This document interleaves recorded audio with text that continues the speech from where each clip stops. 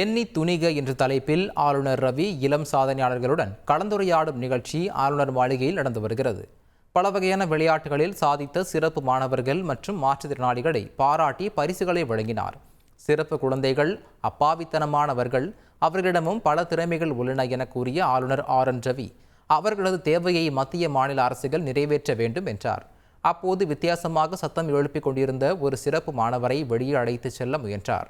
அவர்களை தடுத்து நிறுத்தி உள்ளேயே அமரும்படி தெரிவித்தார். ஓபிசி சமூகத்தைச் சேர்ந்த நான் பிரதமராக இருப்பதை காங்கிரசால் ஏற்க முடியவில்லை என்று பிரதமர் மோடி விமர்சித்துள்ளார். மகாராஷ்டிரா மாநிலம் சத்ரபதி சம்பாஜி நகரில் பிரதமர் மோடி பிரச்சாரம் செய்தார்.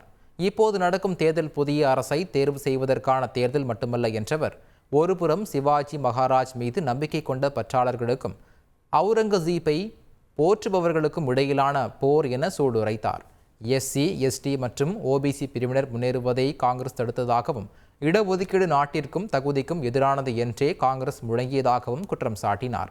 இதன் காரணமாகவே ஓபிசி சமூகத்தைச் சேர்ந்த ஒருவர் கடந்த 10 ஆண்டுகளாக பிரதமராக இருப்பதை காங்கிரஸ் கட்சியால் ஜீரணித்துக் கொள்ள முடியவில்லை எனவும் சாடினார். விடுதலை போராட்ட வீரரும் பழங்குடியின தலைவருமான பக்வான் பீர்சா முண்டாவின் பிறந்த தினம் கொண்டாடப்பட உள்ள நிலையில் குடியரசுத் தலைவர் திரௌபதி முர்மு காணொலி வாயிலாக உரையாற்றினார். அப்போது கடந்த 10 ஆண்டுகளில் பழங்குடி சமூகத்தைச் சேர்ந்த பலர் பல்வேறு மாநிலங்களில் ஆளுநர்கள், முதல்வர்கள், மத்திய மாநில அமைச்சர்கள் உள்ளிட்ட உயரிய பொறுப்புகளை வகித்து வருவதாக நெகிழ்ச்சி தெரிவித்தார். செய்திகளை உடனுக்குடன் தெரிந்து கொள்ள உடனே சப்ஸ்கிரைப் பண்ணுங்க.